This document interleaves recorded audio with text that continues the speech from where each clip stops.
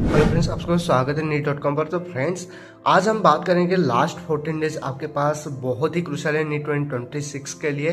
तो वीडियो को एंड तक जरूर देखना ताकि आपके जो भी बच्चे अभी इस 14 डेज को अच्छे से तैयारी के साथ जाना चाहते हैं तो वीडियो को एंड तक जरूर देखना ताकि आपके सारे डाउट क्लियर हो जाएगा। और देखो, मैं यहाँ पर आपको जो स्ट्रैटेजी बताऊंगा ये पूरा ऑथेंटिक स्ट्रैटेजी है। और आपको देखो, मैं बनी बनाई बातें और हवाई बातें नहीं बनाऊंगा, आपको यहाँ पर रियल स्ट्रैटेजी मिलेगा। और देखो, जो भी बच्चा अभी तक प्रिपरेशन नहीं किया है मैं उसको नहीं कह पाऊंगा कि वो उसका क्या होगा क्या नहीं, पर आपका अभी तक प्रिपरेशन अच्छी होनी चाहिए। जैसे कि आपका सिलेबस 80 से 90% खत्म हो जाना चाहिए, तभी ये वीडियो आगे देखना, वरना यहाँ पर आप छोड़ सकते हैं। आपके टाइम ज्यादा वेस्ट नहीं करेंगे, वीडियो को चले शुरू करते हैं। चैनल पे नहीं हो तो चैनल को सब्सक्राइब कर देना प्लीज। अभी दो कैटेगरी का स्टूडेंट है जो कि है 500 प्लस मॉक टेस्ट में स्कोर कर रहे हैं, और वो है जो लेस देन 500 और टेस्ट भी नहीं दे रहे हैं, जैसे कि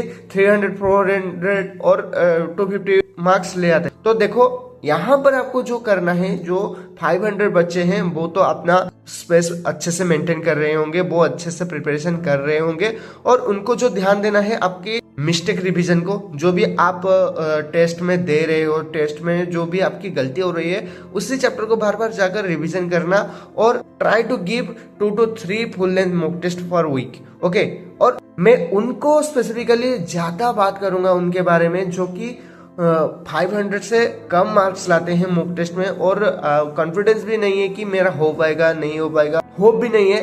तो देखो, मैं आपको कोई भी हवा हवाई की बातें नहीं बताऊंगा, आप कर सकते हो, आपका वो पोटेंशियल है, आपका हो पाएगा, पर आपको कुछ चीजों के बारे में ध्यान रखना पड़ेगा। वो चीजें देखो, अभी आपके पास तो ज्यादा टाइम नहीं है, सिर्फ 14 डेज बाकी है, तो आपको क्या करना है, बायोलॉजी ही आपका गेम चेंजर हो सकता है। यहाँ पर क्या करना, बायोलॉजी को अच्छे से आपका रिवीजन हो जानी चाहिए अभी तक बायोलॉजी का। तो बायोलॉजी का आप ट्राई करना 320 से 340 तक स्कोर करने की। इसीलिए आपको जो भी आप टेस्ट दे रहे हो उसको बार बार रिवीजन करो, और वहां पर भी जो गलती हो रहा है आप जाकर अपनी वो चैप्टर्स को रिवीजन करो, वो चैप्टर को बार बार देखो, और जहां पर गलती हो रहा है उसको मिस्टेक नोट में रिवाइज करो, बार बार रिवाइज करो। और प्रैक्टिस पीवाईक्यू, कहां पर ना, फिजिक्स और केमिस्ट्री का पीवाईक्यू अच्छे से प्रैक्टिस कर लेना, क्योंकि यहां से मोस्ट ऑफ क्वेश्चंस यहां से आ जाते हैं, और फॉर्मूलाज को बार बार रिवीजन करना। अगर आपको कोई भी प्रॉब्लम हो, अगर आपके पास अभी तक शॉर्ट नोट नहीं है, तो मेरे टेलीग्राम ग्रुप, मैंने प्रीवियसली भी एक टेलीग्राम ग्रुप बनाया था जो कि है प्रोजेक्ट एंड स्टडी, यहाँ पर सर्च कर लेना, वरना आपका जो डिस्क्रिप्शन में लिंक भी है वहां से ज्वाइन कर लेना। वहां पर मैंने शॉर्ट नोट प्रोवाइड किया है, जैसे कि फिजिक्स और केमिस्ट्री का सारे शॉर्ट नोट है। बायोलॉजी का मैंने अभी तक अपलोड नहीं किया है, मैं बाद में करूंगा, क्योंकि अभी वो शॉर्ट नोट थोड़ा अधूरा है, इसीलिए मैं बाद में अपडेट कर दूंगा वहां पर। तो टेलीग्राम पे ज्वाइन हो जाना। और देखो, ये बहुत ही मोस्ट इंपोर्टेंट है कि आपको बार बार आप फॉर्मूलाज रिवाइज करना है फिजिक्स और केमिस्ट्री के लिए, पर आपको बायोलॉजी में ज्यादा ही ज्यादा स्कोर करना है। और देखो, आपका जो टारगेट है 2 टेस्ट देना है पर वीक, एंड एनालिसिस मोस्ट। देखो, ये तो बच्चे कर रहे हैं एनालिसिस प्रॉपरली, पर आपको करना है। टेस्ट दे दोगे तो वो बहुत ही अच्छा है, पर एनालिसिस नहीं करोगे तो आपका पूरा स्ट्रैटेजी ही बिगड़ जाएगा। देखो, यहाँ पर जो करना है, यहाँ पर टेस्ट तो दे दोगे, पर ओएमआर फिलिंग आप दोनों को अच्छे से करना है। देखो, एग्जाम तो अच्छे कर लोगे, पर ओएमआर फिलिंग अगर गलत हो गया, अगर आपका प्रैक्टिस नहीं होगा, तो आपका पूरा साल बर्बाद हो जाएगा, आपका मेहनत बर्बाद हो जाएगा, आपका कोई भी मार्क भी नहीं आएगा, क्योंकि आपको क्वेश्चन तो आप कर लोगे, पर आप ओएमआर गलत से भर दिया है, तो ऐसा कैसे चलेगा ना। तो ऐसे नहीं हो सकता। मिस्टेक नोट्स बुक को रिवीजन करना, बार बार प्रैक्टिस करना, ये मोस्ट है।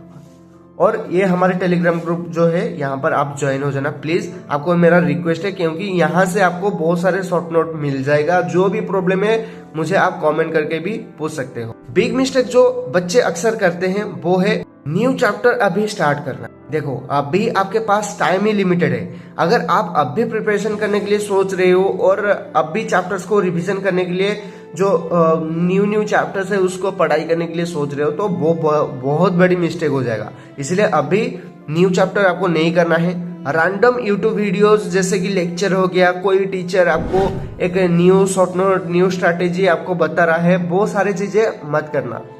नोट, शॉर्ट नोट रिवीजन बार बार करना, क्योंकि जो बच्चे अभी तक नहीं कर रहे हैं उनका बहुत ही प्रॉब्लम होगा आगे। क्योंकि नोट और शॉर्ट नोट को आप अगर रिवीजन नहीं कर रहे हो तो प्रॉब्लम आएगा ही ना, क्योंकि आपको पता ही नहीं चलेगा क्या क्वेश्चन आएगा क्या नहीं आएगा, आपका रिवीजन नहीं होगा। इसलिए आपको शॉर्ट नोट बनाना है। शॉर्ट नोट नहीं है तो मेरा टेलीग्राम से आप ले जाना, और यहाँ पर आपका जो टेस्ट है, टेस्ट बार बार देना। टेस्ट देने से आपको पता चलता है कि क्या क्वेश्चन इस बार आएगा क्या नहीं आएगा और क्या प्रॉब्लम है। देखो, मैं आपको एक चैलेंज के साथ बता रहा हूँ, इस साल फिजिक्स थोड़ा टॉप आ सकता है, इसलिए आपको वो ध्यान लेके चलना है। देखो, रियल गेम प्लान क्या होगा, आपका रिवीजन ये मोस्ट है, और आपका मॉक टेस्ट और एनालिसिस। आप रिवीजन और मॉक टेस्ट, बहुत सारे बच्चे क्या करते हैं इस टाइम पर, बार बार सिर्फ रिवीजन ही करते हैं। देखो, रिवीजन से कुछ भी नहीं होगा। मॉक टेस्ट, आप जो बच्चा मॉक टेस्ट रिवीजन तक आता है, मॉक टेस्ट देता है और फिर रिवीजन करता है, उसका कोई भी चांसेस हो सकता है अच्छा मार्क लाने की। पर जो सिर्फ रिवीजन करता है, बहुत सारे बच्चे क्या करते हैं, मेरा ये नहीं हुआ है मैं रिवीजन कर लेता हूँ। मोस्ट ऑफ केस में ये ही होता है, रिवीजन रिवीजन रिवीजन, सिर्फ रिवीजन वो करते हैं, वो प्रैक्टिस और मॉक टेस्ट नहीं देते हैं, वो मॉक टेस्ट से डरते हैं। आप मॉक टेस्ट से आना रिवीजन पर, रिवीजन से मॉक टेस्ट पर नहीं जाना। रिवीजन बार बार सिर्फ मत करना, रिवीजन बार बार करने से आपका डाउट ही सिर्फ होगा। ओके, आप मॉक टेस्ट देके जो भी अब गलती हुआ है एनालिसिस करके रिवीजन करोगे तो वहां पर आपका सक्सेस होगा। ओके, आपका अच्छा मार्क आएगा, आपको पता चलेगा कि कहाँ से क्वेश्चंस आते हैं, कहाँ से आपको बार बार रिवीजन करना है। देखो, ये वीडियो थोड़ा लंबा हो सकता है, पर आपको ये सारी चीजें पॉइंट्स पे ध्यान देना है। यहाँ पर मैंने 15 डेज लिख दिया है, अब 14 डेज, कोई बच्चे 10 डेज के बाद भी ये वीडियो देख रहे होंगे।